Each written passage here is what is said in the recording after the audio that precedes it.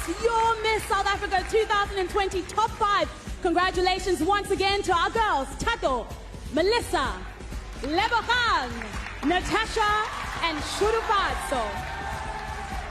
Now, one of these young ladies will be crowned the next Miss South Africa in just the next 40 minutes. But first, two very, very crucial rounds of judging.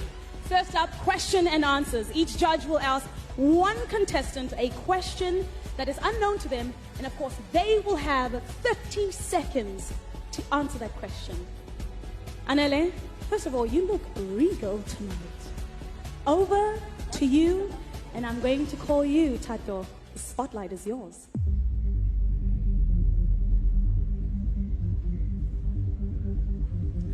First things first, well done for making this far, Tato. You look absolutely wonderful tonight. My question to you is, South Africa and the world became a global community in the last 10 months. What were the glaring inequalities that separated us, and what unified us? Good evening. What separated us is what has always separated us, which is the socio-economic equalities. I mean, some people were trying out new recipes, meanwhile others were starving. But I think what united us is that we all suffered some kind of pain and were able to understand a pain because you've experienced it, therefore can recognize it in someone else. I think we were united by the pain, so we showed more compassion and more caring towards each other. Thank you. Thank you, Sato.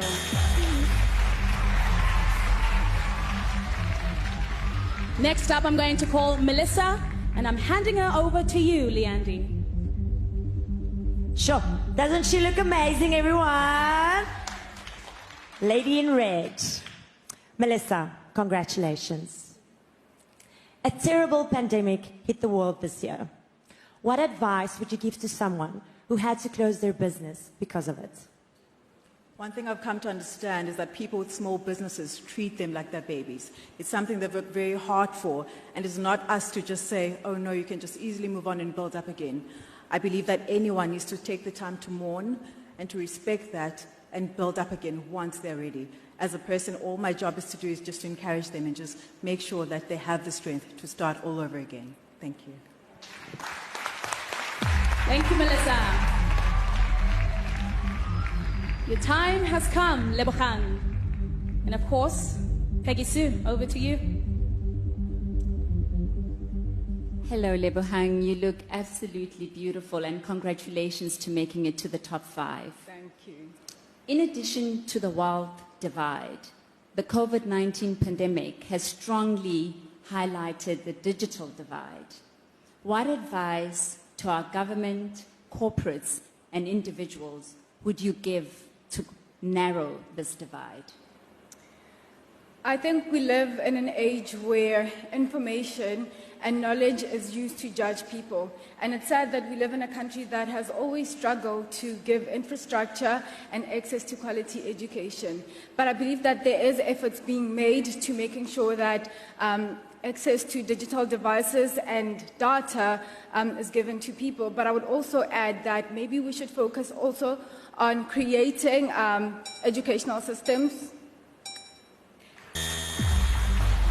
Thank you, Lebogang. Natasha, the moment is yours. Over to you, Kim. Good evening, Natasha. You look amazing this evening, and you should be so proud of yourself for making it this far. On March the 27th, our country went to a full lockdown, leaving South Africans feeling deeply insecure, uncertain, and afraid. When things become challenging in your life, tell me about the internal space or place where you go to steady yourself.